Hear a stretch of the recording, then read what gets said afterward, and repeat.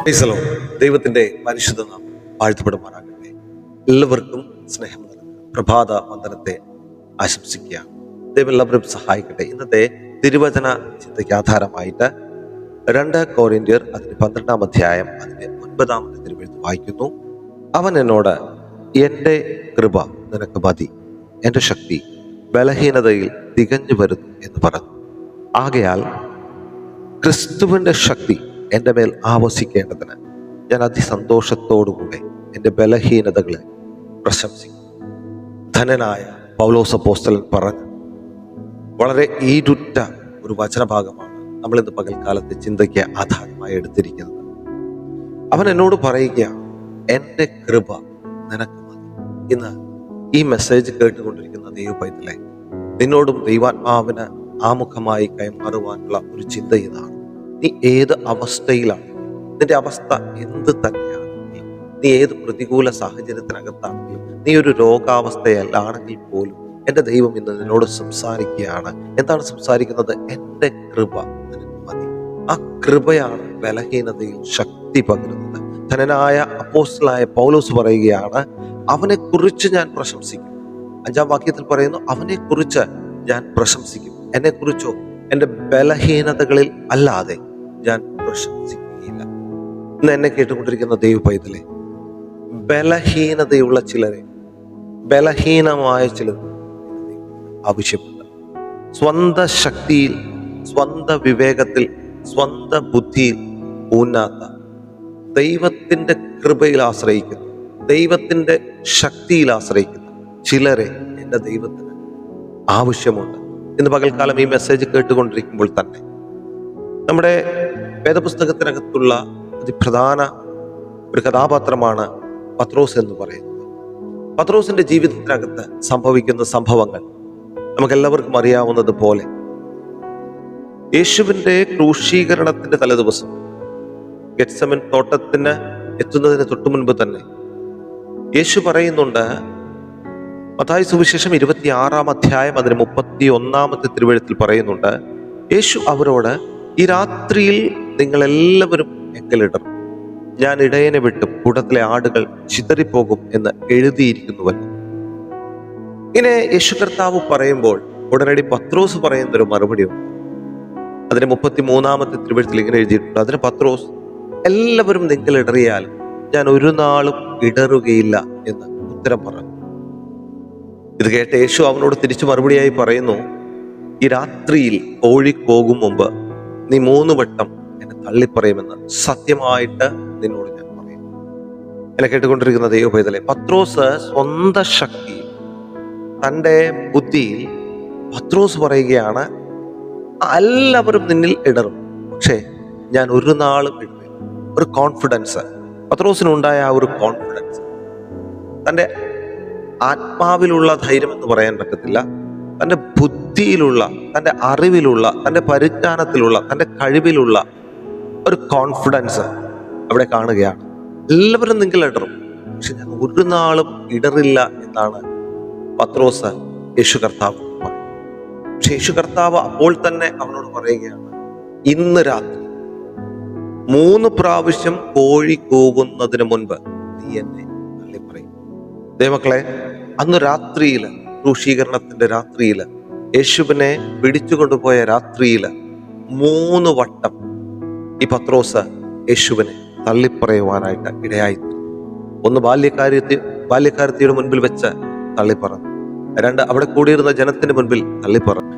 3-ാമതായി താൻ തോട്ടത്തിൽ വെച്ച്, ഗെത്സമനിൻ തോട്ടത്തിൽ വെച്ച് കാതറത്ത ചാർച്ചക്കാരുടെ മുൻപിലും ഒരു വട്ടം തള്ളിപ്പറയുവാനിടയായി. അങ്ങനെ ആ രാത്രിയിൽ തന്നെ പത്രോസ് 3 വട്ടം യേശുവിനെ തള്ളിപ്പറഞ്ഞു. എന്ന് പറഞ്ഞാൽ തൻ്റെ ശക്തിയിൽ ആശ്രയിച്ച്, തൻ്റെ വിവേകത്തിൽ ആശ്രയിച്ച്, തൻ്റെ ബുദ്ധിയിൽ ആശ്രയിച്ച് താൻ പറയുകയാണ്, ഒരു നാളും താൻ യേശുവിനെ വിട്ടു പോകത്തില്ല, ആരൊക്കെ പോയാലും താൻ പോകത്തില്ല എന്ന് പറഞ്ഞ പത്രോസ് രാത്രി യേശുവിനെ തള്ളിപ്പറയുകയാണ്, തള്ളിക്കളയുകയാണ്.